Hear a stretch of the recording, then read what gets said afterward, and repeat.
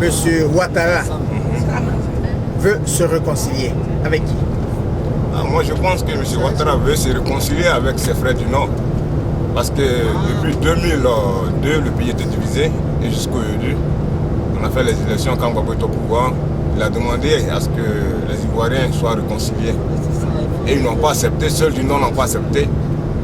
Quelqu'un qui n'a pas tué, qui est au pouvoir, il a demandé à ce que le pays soit réconcilié. Ils n'ont pas accepté.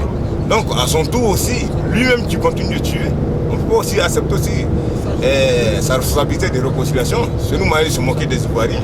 Même si, quand même, on n'a pas quelqu'un pour nous défendre, on préfère rester dans notre coin sans faire cette réconciliation. Parce que c'est nous honte. Si ceux qui prennent décision pour dire non, ils vont marcher, ils vont aller faire la réconciliation avec Ouattara, moi, je pense que c'est une honte pour eux, parce que pas pour moi. Moi, je suis un vrai Ivoirien, je ne veux pas me mettre là, dans le rang de Ouattara pour faire réconciliation. Donc, je pense que je dois lutter pour arriver à la destination de notre bataille, pour faire sortir nos prisons, et aussi pour que tous les Ivoiriens soient quand même heureux. Parce que le programme de Gbagbo, c'est un bon programme. Il pense à l'avenir des Africains, pas à l'avenir seulement des Ivoiriens. À son âge, si c'est quelqu'un d'autre, il peut quand même remplir ses comptes et puis venir s'asseoir en Europe. Mais c'est quelqu'un qui pense quand même bien de l'Afrique. Donc, un gars comme ça, on doit lutter pour que l'Afrique puisse avancer. Pas seulement pour la Côte d'Ivoire, mais pour l'Afrique. Alors, quelques éléments saillants de sa prise de pouvoir, c'est d'abord les nombreuses exécutions qu'on a vues ça et là à Abidjan et sous le territoire ivoirien.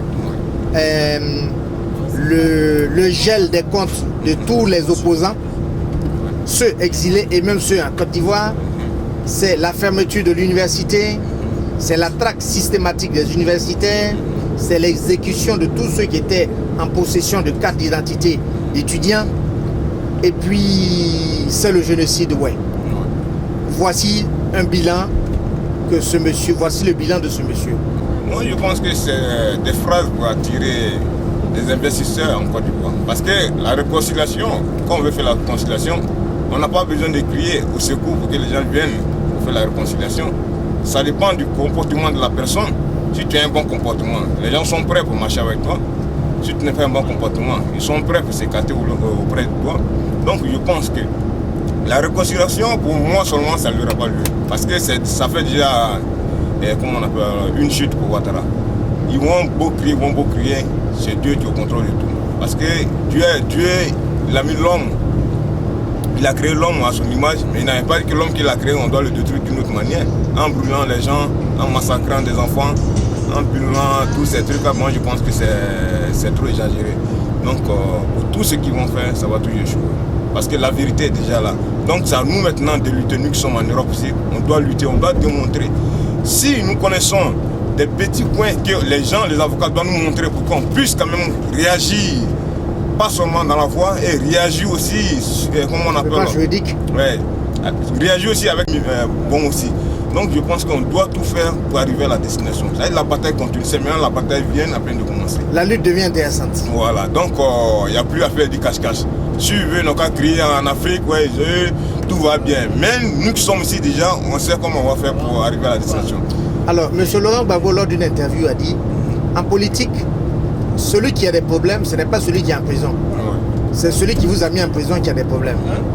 Et on se rend compte que ces paroles étaient prémonitoires. Ouais. Aujourd'hui, nous voyons ce pouvoir en train de chanceler. Justement.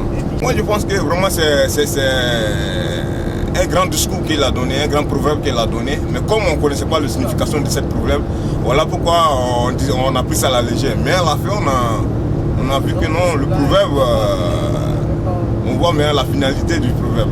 Donc Ouattara, partout où on partit, même s'il vient en Europe ici, on sera obligé d'acheter les œufs pour le lapider. Donc avec ces milliers, tout ce qu'ils vont faire, on est prêt pour eux. D'accord, je vous remercie. Alors avant la fin de l'entretien, comment vous avez trouvé la haie?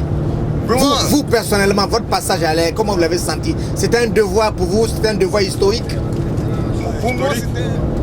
Et deux encore, je pense que c'est la première fois de voir encore ce pays. Et je pense que ce ne sera pas aussi la dernière fois que tant que Laurent Gbagbo sera toujours là-bas, on va toujours continuer parce que... Ce sera notre lieu de pèlerinage. Voilà, donc je pense que c'est là-bas on va enlever notre histoire. Donc on a toujours le courage. Et j'encourage tous les frères ivoiriens, je mobilise encore tous les frères ivoiriens de se donner le courage. Ne restez pas seulement à la maison pour dire on soutient Gbagbo. On ne peut pas soutenir un homme quand tu es chez toi. Mais il faut démontrer aussi les traces Ouais, c'est là où tu passes, on dit ouais, il est passé ici. Mais si tu es chez toi, on ne peut pas savoir que non, tu n'as pas de traces là. Alors, une dame me disait lors d'une interview, elle dit, monsieur, je supporte Gbagbo parce que je pense qu'il est l'assurance vie des Ivoiriens. Ouais. Aujourd'hui, quand on voit cette tuerie, on pense que cette femme a dit quelque chose de simple, mais très profond. Ouais. Ok, pour moi, vraiment, c'est aussi bien parce que Laurent Gbagbo, c'est quelqu'un, il a lutté beaucoup. Il a lutté du commencement avec Oufoué. On peut dire Oufoué aussi nous a sauvés parce qu'il a beaucoup enseigné la politique aussi à Gbagbo. Donc aujourd'hui, c'est ce qui fait que non, il a quand même tous les bonnes idées. Parce que s'il n'était pas formé auprès d'Oufoué, les gens comme les BD, les gens comme les Ouattara, c'était comme un échec total pour la Côte d'Ivoire. Bah, tous ceux qui vont venir, c'est les mêmes conneries qu'on fait. Donc aujourd'hui, on pense que ça nous donne comment peur. Nous retenons que Gbagbo est un grand homme. Merci bien pour cet entretien. Okay. Merci et faites bon voyage et bon retour en Italie. Ok, merci beaucoup.